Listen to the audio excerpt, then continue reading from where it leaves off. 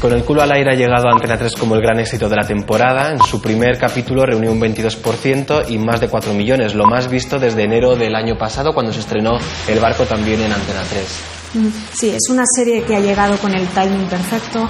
Antena 3 demuestra que está jugando cada vez mejor con sus cartas, al contrario que en temporadas pasadas no estrena sus productos con precipitación, ha sabido esperar a ver cómo evolucionaba La Fuga, cómo se debilitaba la serie de Telecinco para lanzar la suya propia y asentarse el miércoles ya desde el primer momento. También, bueno, obviamente la serie tiene a su favor el argumento, no puede ser tampoco más oportuno. Llega en un momento en el más dramático de la crisis en nuestro país, con más de 5 millones de parados, como decían los propios responsables de Antena 3 en la presentación, bueno, pues un momento en el que toda España está con el culo al aire, y es algo con lo que la serie juega, ¿no? En las tramas, que bueno, pues son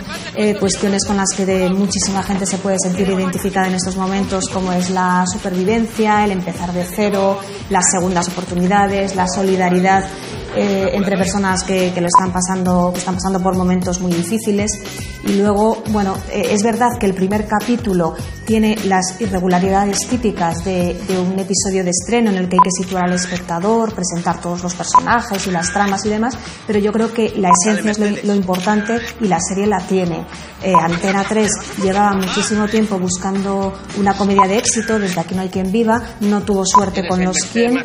y parece que ahora por fin ha dado en el clavo con el culo al aire. También sin duda a su favor tiene el reparto, porque es un elenco que lo tiene todo. Encontramos actores de moda como la premiada María León, caras muy conocidas por todos los espectadores de series españolas, como puede ser obviamente Paco Tous, y actores muy solventes como Raúl Arévalo, por ejemplo. Yo estoy de acuerdo que el reparto es uno de los mejores valores de la serie, todos tienen un nivel bastante notable, con algunas excepciones que quizás no están en su papel más adecuado, al margen de que sean unos buenos intérpretes. Para bien destacaría a María León, a Raúl Fernández, Raúl Arévalo, Cesaro Estébanez o Giba Buch, que creo que están bastante bien en la serie. Y luego uno de los problemas que yo vi con el culo al aire son algunos personajes que quizás estaban demasiado estereotipados, demasiado llevados al extremo, y eso les hacía un poco chirriantes, como por ejemplo el personaje de la madre borracha que se pasó todo el primer capítulo con una cerveza en la mano, o la pija rica que bueno, ha tenido que ir a vivir al camping, el personaje que interpreta Tony Acosta, que quizás también está como demasiado estereotipado y en algún momento resultaba demasiado extraño y demasiado, bueno, que no cuadraba muy bien entre ese elenco donde bueno, el resto de personajes sí que estaban en un nivel bastante aceptable. Bueno, también hay que tener en cuenta, es una serie muy coral y que se basa también en un clásico de la ficción infalible, que es el escenario de Rue del Percebe, que porque al fin y al cabo, aunque la acción tenga lugar en un camping, no deja de ser una comedia vecinal como Aquí no hay quien viva o como La que se avecina. De hecho,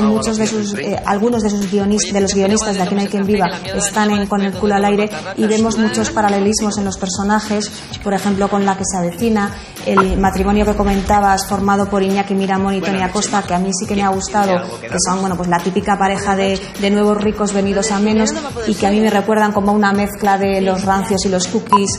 en La que se avecina, o el personaje de María León, la doctora que llega a la comunidad y a la que todos vuelven absolutamente loca, como ha sido también el caso de la psicóloga Judith en La que se avecina.